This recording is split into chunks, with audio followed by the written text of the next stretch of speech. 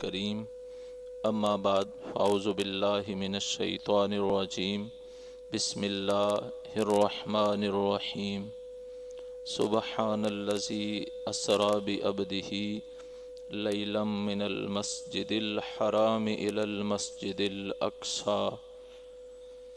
إلى المسجد الذي باركنا حوله لنريه من آياتنا إنه هو السميع البصير أما بعد إن الله وملائكته يصلون على النبي يا أيها الذين آمنوا صلوا عليه وسلموا تسليما الصلاة والسلام عليك يا رسول الله وعلى آلك وأصحابك يا حبيب الله الصلاة والسلام عليك يا نبي الله وعلى آلك وأصحابك يا محبوب الله الصلاة والسلام عليك يا رحمة للعالمين وعلى آلك وأصحابك يا شفيع المذنبين يا صاحب الجمال ويا سيد البشر من وجهك المنير لقد نور القمر لا يمكن الثناء كما كان حقه بعد از خدا بزرگ توئی قصہ مختصر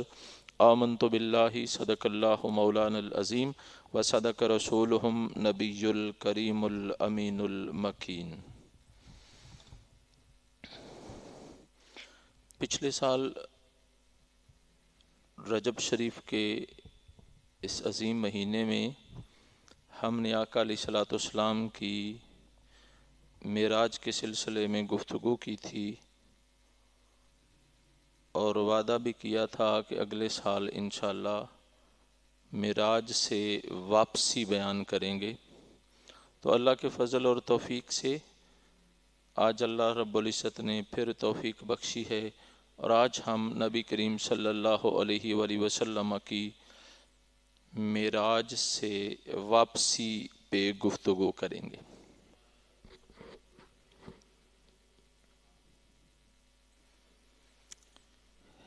معراج کے سلسلے میں ایک اہم بات جسے میں شیخ ابو الحسن احمد رفاعی الشافعی 512 ہجری میں آپ کی ولادت ہے۔ بطحہ اور بصرہ کے قریب مقام ام عبیدہ میں آپ پیدا ہوئے تھے۔ عالم اسلام میں بہت بڑا نام ہے، قطب الاقطاب آپ مشہور ہیں اور تصوف کی دنیا کے بے تاج بادشاہ ہیں اور رفاعی سلسلے کے آپ بانی ہیں۔ آپ کی ایک خوبصورت بات، ایک عظیم عالم جن کا تعلق پاکستان سے ہے، انہیں علامہ عبدالعزیز پڑھاروی علیہ رحمہ کہتے ہیں۔ آپ کا علاقہ کوٹ ادو، یہ بہاول گڑھ یا بہاول پور کے قریب کا ایک ایریا ہے۔ کوٹ ادو کے قریب ایک قصبے میں آپ پیدا ہوئے تھے، وہیں پہ آپ کا وصال ہوا اور 33 سال کی عمر میں آپ نے بہت سارے علوم پہ مہارت تامہ آپ کو حاصل تھی۔ کوٹ ادو ضلع مظفر گڑھ میں آپ پیدا ہوئے تھے اور وہیں پہ آپ کا وصال ہے۔ ایک اندازے کے مطابق 90 علوم میں آپ کو اللہ نے مہارت بخشی تھی اور ان کو اللہ نے اصول قرآن، اصول حدیث، اصول فقہ اور عقائد پہ مہارت تامہ عطا فرمائی تھی اور عقائد نصفی، عقائد کی مشہور کتاب کی شرح جو آپ نے لکھی جسے نبراس کہتے ہیں، اس کی وجہ سے آپ کو اللہ رب العزت نے بہت ساری شہرت عطا فرمائی۔ آپ اپنی کتاب شرح عقائد کی کتاب نبراس میں شیخ عبدالعزیز پڑھاروی علیہ رحمہ لکھتے ہیں۔ تعارف اس لیے کروایا ہے کہ جس بندے کی میں بات کرنے لگا ہوں وہ بھی عام نہیں ہے اور جس نے یہ بات لکھی ہے وہ بھی عام نہیں ہے۔ شیخ عبدالعزیز پڑھاروی لکھتے ہیں کہ شیخ رفاعی علیہ رحمہ کے دل میں خیال پیدا ہوا کہ میں وہ جگہ نہ دیکھوں جہاں پہ آقا علیہ السلام کو معراج کی رات وصال کے لمحات میسر آئے۔ معراج کا جو کلائمیکس پوائنٹ تھا وہ دیکھ لوں، یہ خیال پیدا ہوا۔ تو درویشوں اور بزرگوں کے نزدیک ایک ذریعہ ہے، ایک طریقہ ہے جسے مراقبہ کہتے ہیں۔ یہ آنکھیں بند کر کے بیٹھتے ہیں اور روحانی طرز پہ جہاں چاہتے ہیں جا کے وہاں کی سیر کر لیتے ہیں، اسے مراقبہ کہتے ہیں۔ یہ مراقبے میں بیٹھ کے روحانی پرواز کرنے لگے۔ شیخ احمد رفاعی علیہ رحمہ فرماتے ہیں کہ پرواز کرتے کرتے ساتوں آسمانوں کے بعد عرش الہی سے بھی جب میں آگے گزر گیا تو فوقانی عرشوں سے گزرتا گزرتا 7 لاکھ عرش عبور کر گیا۔ میں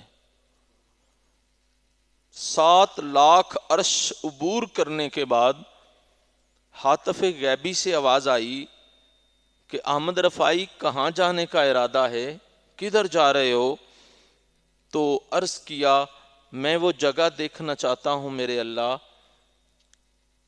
جہاں پہ تو نے اپنے پیارے محبوب صلی اللہ علیہ وسلم کو شرف معراج عطا کیا ہے۔ تو پھر ہاتف غیبی سے دوبارہ جواب آیا کہ احمد رفاعی لوٹ یا یہیں سے لوٹ جا، واپس چلا جا، جس جگہ کو پہ جانے کا تیرا ارادہ ہے وہ اتنی دور ہے، ابھی تو 7 لاکھ عرش عبور کیے ہیں، کروڑوں عرش بھی عبور کر لے گا تو پھر بھی تیری روح وہاں نہیں پہنچ پائے گی جہاں میں نے محبوب کو معراج عطا کیا ہے۔ تو یہاں پہ ایک شعر بڑا خوبصورت ہوگا، خدا جانے کہاں سے جلوائے جانا کہاں تک ہے، خدا جانے کہاں سے جلوائے جانا کہاں تک ہے، وہیں تک دیکھ سکتی ہے نظر جس کی جہاں تک ہے۔ تو یہ وہ عظیم مقام تھا معراج کا جو اللہ رب العزت نے نبی کریم صلی اللہ علیہ وآلہ وسلم کو عطا فرمایا۔ معراج جو نبی کے بنیادی طور پہ 2 حصے ہیں، ایک ہے معراج پہ جانا جس پہ ہم گفتگو کر چکے، اور ایک ہے معراج سے پھر واپس آنا۔ سوال ایک ذہنوں میں پیدا ہو سکتا ہے کہ معراج پہ جانا افضل ہے یا وہاں جا کے لوٹ آنا افضل ہے؟ تو اس پہ بات کرنے سے پہلے میں سلسلہ عالیہ چشتیہ کے عظیم بزرگ شیخ عبد القدوس گنگوہی علیہ رحمہ کی بات کرنا چاہوں گا۔ کسی نے آپ سے پوچھا کہ حضرت معراج سے لوٹ آنا کیسا ہے، تو شیخ عبد القدوس گنگوہی نے بڑا کمال کا جواب دیا۔ ارشاد فرمایا یہ تو میرے آقا کا حوصلہ ہے، نبی کریم صلی اللہ علیہ وسلم کا کرم اور رحمت ہے کہ وہاں جا کے آپ لوٹ آئے۔ فرمایا اللہ کی عزت کی قسم اگر مجھے وہاں جانا نصیب ہوتا، اول تو میں اللہ کے انوار و تجلیات کے سامنے میری ذات پگھل جاتی، میری ہستی بکھر جاتی، میرے اعضائے ترکیبی ختم اور فنش ہو جاتے، اس کے انوار و تجلیات کے جلووں کے سامنے میں اپنے وجود کو برقرار نہ رکھ سکتا، میں بکھر جاتا، مٹ جاتا، ختم ہو جاتا۔ اگر پھر بھی اس کے کرم سے میری ذات بچ جاتی تو میں اس سے آگے جانے کا تو تصور بھی ممکن نہیں ہے، پھر میں لوٹ کے واپس کیوں آتا؟ فرمایا اول تو وہاں جا پہ ایک صفاتی تجلی کا کروڑواں حصہ اللہ کے نبی موسیٰ کلیم اللہ کو نصیب ہوتا ہے تو وہ 40 دن تک بے ہوش پڑے رہتے ہیں، اپنے حواس اور ہوش کھو بیٹھتے ہیں، جہاں پہ نبوت جا کے بے ہوش ہو جاتی ہے۔ یہ صفات کی بات ہے، یہ وہاں تو جہاں پہ کعبہ قوسین او ادنا کی بات قرآن کرتا ہے، وہاں صفات کی بات نہیں ذات کے جلوے دکھائے جا رہے تھے۔ فرمایا وہاں پہنچ کے میں اپنی ہستی کھو بیٹھتا، اگر پھر بھی اس کے کرم سے بچ جاتا تو شیخ عبد القدوس گنگوہی فرماتے ہیں پھر میں واپس کیوں آتا؟ کیا کرنا تھا اس جہان میں آ کے؟ میں کیوں لوٹ آتا؟ چلیں یہ ایک پوائنٹ میرے ذہن میں تھا، میں نے آپ کی سماعتوں کی نظر کیا ہے۔ سوال میرے سامنے تھا کہ معراج پہ جانا افضل ہے یا وہاں سے لوٹ آنا افضل ہے؟ تو اسے سمجھنے کے لیے تصوف کی دو اہم ترین اصطلاحات ہیں. ایک کو عروج کہتے ہیں، عروج عرجا سے نکلا ہے، اور معراج بھی اسی سے نکلا ہے. معراج کہتے ہیں بلندی کی طرف جانے کو، اور اسے عروج کہتے ہیں. یہ صوفیاء کو روحانی عروج نصیب ہوتے رہتے ہیں، اور ہر بندہ مومن کو یہ عروج ہوتا ہے. کسی کو عروج کا شعور ہوتا ہے، کسی کو نہیں ہوتا. ہر کسی کو اپنی حیثیت، اپنی کوشش کے مطابق، اپنی پرہیزگاری، اپنے تقوی، اپنی طہارت کے مطابق یہ عروج نصیب ہوتا رہتا ہے. ایک ہے معراج پہ جانا، کعبہ قوسین اور ادنا کے مقام پہ پہنچنا. ایک ہے وہاں سے واپس آ جانا. ایک عروج ہے، دوسرا نزول ہے. سوال یہ ہے کہ جانا افضل ہے یا لوٹ آنا افضل ہے؟ تو اس پہ صوفیاء نے خوبصورت گفتگو کی ہے. دا اینڈ جو مطلب نکالا ہے وہ یہ ہے کہ عروج سے نزول افضل ہے. عروج سے نزول افضل ہے. کیوں؟ اس پہ لمبی چوڑی بحثیں ہیں. اگر ان بحثوں میں پڑھوں گا تو پھر میرا وقت یہیں پہ ختم ہو جائے گا. میں نے اپنے ٹاپک کو لے کے آگے بھی چلنا ہے اور اس پہ کوشش کرنی ہے تھوڑی سی گفتگو کرنے کی بھی. عروج سے نزول افضل ہے، اس لیے افضل ہے کہ جب بندے کو عروج نصیب ہوتا ہے تو وہ عروج اپنی ذات کے لیے ہوتا ہے. جب اسے نزول نصیب ہوتا ہے تو وہ اپنے لیے نہیں، اپنوں کے لیے ہوا کرتا ہے. عروج میں اپنی ذات پیش نظر ہوتی ہے اور نزول میں اپنوں کی ذاتیں پیش نظر ہوتی ہیں، اور اس لیے عروج سے نزول افضل اور اعلیٰ ہے. تو ایک شاعر نے بڑی خوبصورت بات کی ہے کہ حضور عروج کے اس پوائنٹ اور نقطے پہ تھے جس سے آگے کا تصور بھی محال ہے.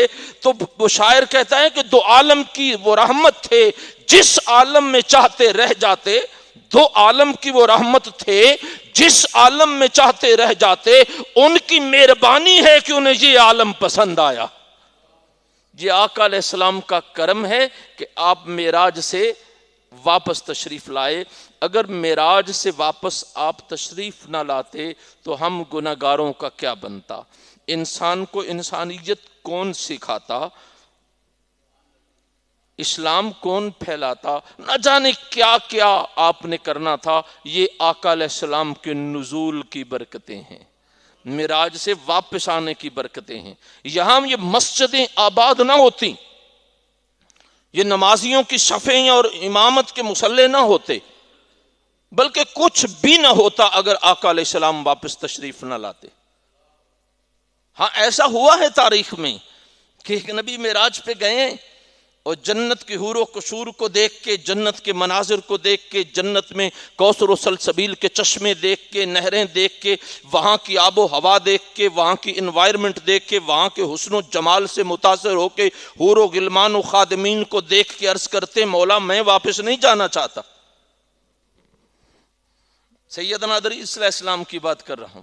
وہ جنت میں ہی رہ گئے ہیں. یہ ان کا معراج تھا کہ وہ جنت میں تشریف لے گئے. وہ جنت میں ہی رہ گئے، واپس آپ تشریف نہیں لائے. حضور تو دو عالم کی رحمت تھے، جس عالم میں چاہتے رہ جاتے. یہ ان کی مہربانی ہے کہ انہیں ہم گناہگار پسند آئے ہیں، ہم پہ کرم فرمانے کے لیے آپ واپس تشریف لائے ہیں. چلیں بات کرنی تھی واپسی پہ. تو بعض تفاسیر کی کتابوں میں، بلکہ اکثر کتابوں میں، معراج پہ جانے کے جو واقعات ہیں وہ بڑی کثرت سے ہیں. معراج سے واپسی کے واقعات بہت کم ہیں. واپسی پہ کیا ہوا، کیسے ہوا. لیکن پھر بھی بعض مفسرین نے لکھا ہے کہ واپسی پہ بھی آقا علیہ السلام کو براق پیش کیا گیا واپس تشریف لانے کے لیے. اور جس طرح معراج پہ جاتے ہوئے مختلف آسمانوں پہ مختلف انبیاء سے ملاقاتیں ہوئی ہیں، جن کا تفصیل سے حدیث اور تفسیر کی کتابوں میں ذکر موجود ہے. واپسی پہ میرے مطالعہ میں اور میری نظر سے جو گزرا ہے وہ چھٹے آسمان پہ ایک ہی نبی سے ملاقات ہے. کون سے آسمان پہ؟ چھٹے آسمان پہ. اور اللہ کے جلیل القدر پیغمبر ہیں حضرت موسیٰ کلیم اللہ، صاحب کتاب نبی ہیں، محبت سے کہیے سبحان اللہ، صاحب کتاب نبی ہیں حضرت موسیٰ کلیم اللہ، وہ چھٹے آسمان پہ کھڑے ہیں، آقا علیہ السلام واپس تشریف لا رہے ہیں تو عرض کرتے ہیں آقا امت کے لیے کوئی تحفہ بھی ملا ہے اللہ کی بارگاہ سے؟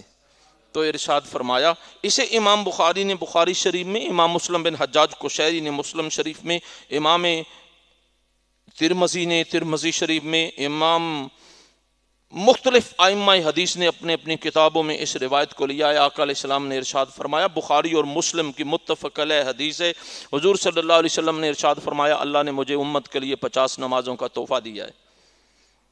موسیٰ کلیم اللہ عرض کرتے ہیں آقا میں نے اپنی امت پہ بڑی محنت کی تھی، بڑی کوشش کی تھی، میں تجربہ کر چکا ہوں، یہ 50 نمازیں زیادہ ہیں، اللہ سے کم کروا لیجیے، اللہ سے کم کروا لیجیے۔ تو پتہ چلا موسیٰ کلیم اللہ بھی جانتے ہیں اللہ حکم نازل کر رہا ہے، اللہ بطور تحفہ ایک چیز حضور صلی اللہ علیہ وسلم کو عطا فرما رہا ہے۔ اب کمال تو یہ ہے جیسے اللہ نے فرمایا ہے ویسے ہی ہونا چاہیے، پر موسیٰ کلیم اللہ نبی صاحب کتاب نبی ہو کے بھی جانتے ہیں کہ یہ وہ محبوب نبی ہیں کہ اگر احکام میں نرمی کروانا بھی چاہیں تو اللہ ان کے کہنے پہ کر دے گا۔ اسی لیے عرض کی یا رسول اللہ نمازیں ذرا کم کروا لیں۔ آقا علیہ السلام اب واپس تشریف لے گئے، کہیں پہ جبریل کا ذکر نہیں ہے، کہیں پہ رف کی بات نہیں ہو رہی، واپس تشریف لے گئے چھٹے آسمان سے، پھر آگے عرش ہے، سدرۃ المنتہا ہے، جاتے ہوئے تو جبریل ساتھ ہے نا، جو سدرہ کی آخری منزل پہ رک گئے، اب جبریل کہاں ہیں؟ بخاری اور مسلم کے احادیث کو کھنگال کے دیکھیے، کہیں پہ بھی ذکر نہیں ہے کہ جبریل ساتھ ہے۔ آقا علیہ السلام اللہ رب العزت کی بارگاہ میں مولا نمازیں کم کر دی، اللہ نے 5 نمازیں کم کر دیں، پھر واپس آئے، موسیٰ کلیم اللہ پھر چھٹے آسمان پہ کھڑے ہیں، یا رسول اللہ کتنی نمازیں کم ہوئی؟ 45 ہو گئیں، اللہ سے جا کے کہیے اور کم کر دے۔ پھر دوبارہ آقا علیہ السلام تشریف لے گئے، 5 نمازیں اور کم ہو گئیں، پھر واپس آئے تو موسیٰ کلیم اللہ رستے میں کھڑے ہیں، یا رسول اللہ ابھی بھی 40 بھی زیادہ ہیں اور کم کروا لیں۔ آقا علیہ السلام لوٹ کے اللہ رب العزت کی بارگاہ میں بار بار جا رہے ہیں، ہر بار 5 نمازیں کم ہو رہی ہیں، نمازیں 5 رہ گئیں، 9 چکر لگائے آقا علیہ السلام نے تنے تنہا چھٹے آسمان سے او ادنا کے مقام پہ جا کے ڈائریکٹلی 45 نمازیں معاف ہو گئیں۔ موسیٰ علیہ السلام پھر چھٹے آسمان پہ عرض کرتے ہیں یا رسول اللہ یہ 5 بھی زیادہ ہیں، تو آقا علیہ السلام نے عرض کیا کہ موسیٰ اب مجھے شرم آتی ہے اس کے دربار میں دوبارہ نمازیں کم کروانے کے لیے، اب مجھے شرم محسوس ہوتی ہے، بس اتنی رہنے دیں بس۔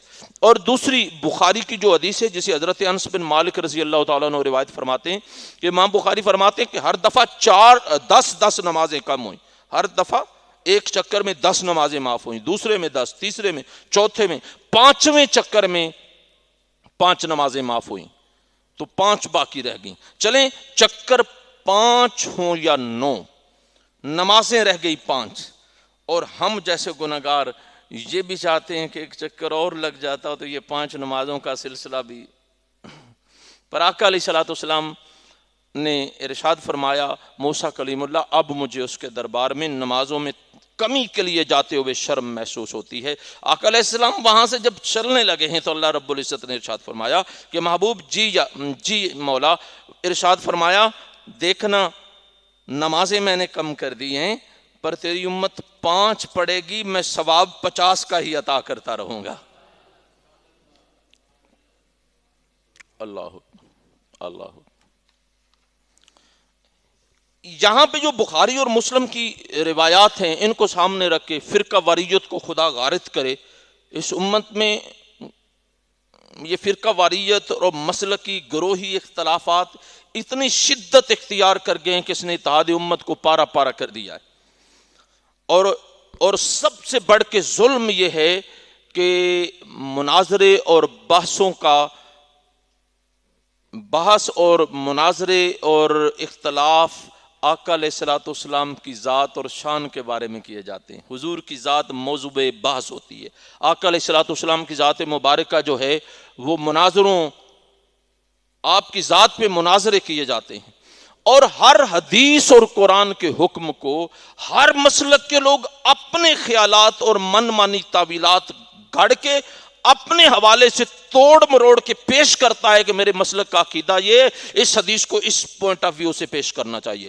ہر مسلک کا بندہ چاہتا ہے کہ قرآن اور حدیث میں جو بھی واقعہ آیا ہے اسے ٹیڑھا میڑھا کر کے اپنے عقائد کو ثابت کیا جائے، اپنے مسلکی اختلافات کو تقویت دی جائے، اور موسٹلی ایسا ہوتا ہے کہ اس واقعے میں جو اللہ کا منشا ہوتا ہے، اللہ رب العزت کی جو مرضی ہوتی ہے، حدیث میں جو امت تک ایک میسج کنوے کرنا، وہ اصل بات رہ جاتی ہے۔ مسلکی تعصب اور فرقہ واریت میں من مانی تعویلات جو ہیں ان کو گھسیڑ دیا جاتا ہے، اور اصل بات جو اللہ اور اس کے رسول کی ہوتی ہے وہ رہ جاتی ہے۔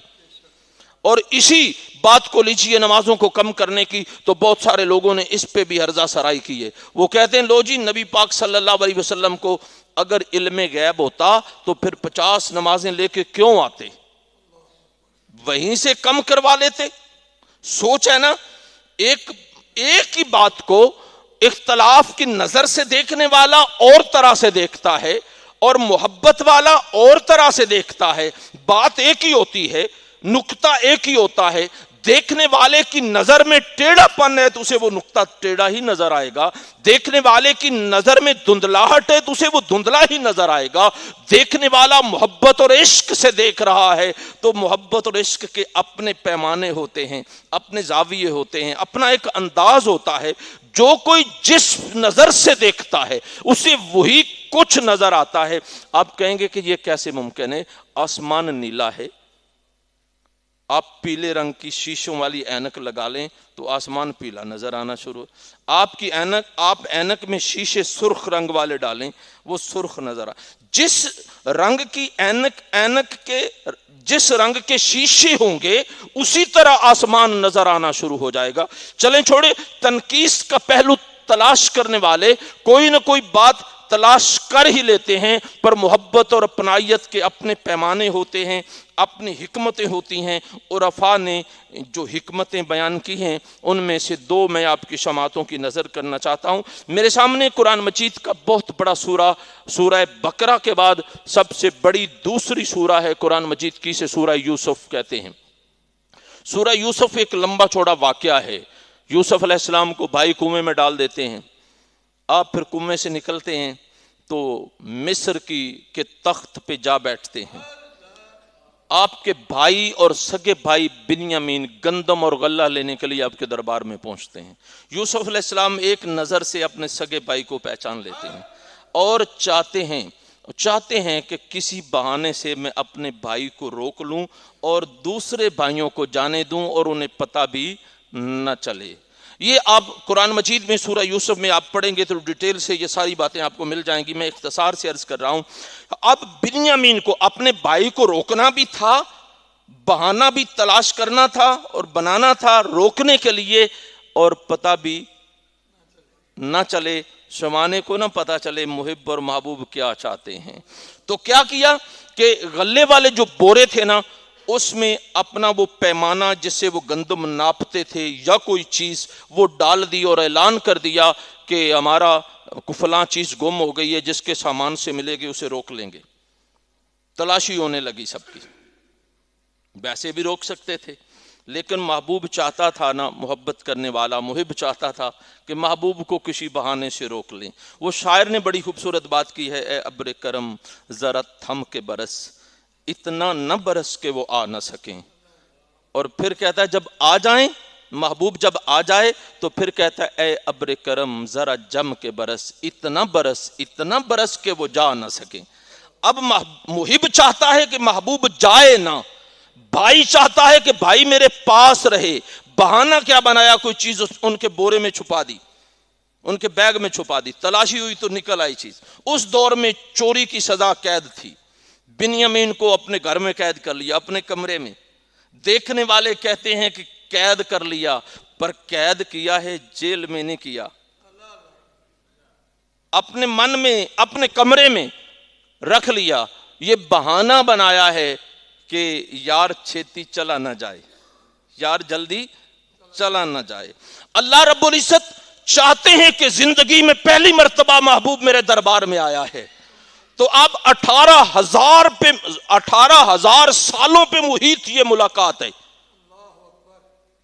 یہ ٹائم اینڈ سپیس پہ انشاءاللہ زندگی رہی، اگلے سال موقع ملا تو ہم اس پہ بات کریں گے کہ ادھر تو کنڈی بھی ہل رہی تھی، وضو کا پانی بھی چل رہا تھا، نبض ہستی بند پڑی تھی، آقا علیہ السلام معراج پہ جو اللہ سے ملاقات ہو رہی ہے وہ 18 سالوں پہ مشتمل محیط گفتگو تھی، محیط ملاقات تھی، اور ادھر سارے لوگ سوئے ہوئے تھے۔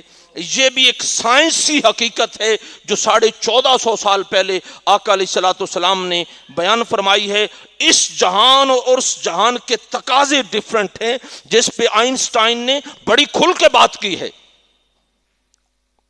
وہ کہتا ہے کہ ایک بندہ اس زمین پہ رہے اور ایک اس فضا میں رہے تو اس کی عمر 10 سال ہو جائے گی اور وہ 5 سال کا ہی رہے گا، اور اس سے آگے جائیں تو عمر آگے کم ہوتی جائے گی، وقت زیادہ بیتتا جائے گا۔ بہرحال یہ آئنسٹائن کی گفتگو، انشاءاللہ ہم اس پہ تفصیلاً بات کریں گے، لیکن اب اللہ رب العزت چاہتے ہیں کہ محبوب آیا ہے تو کسی بہانے سے روک لیں۔ تو بہانہ کیا تھا؟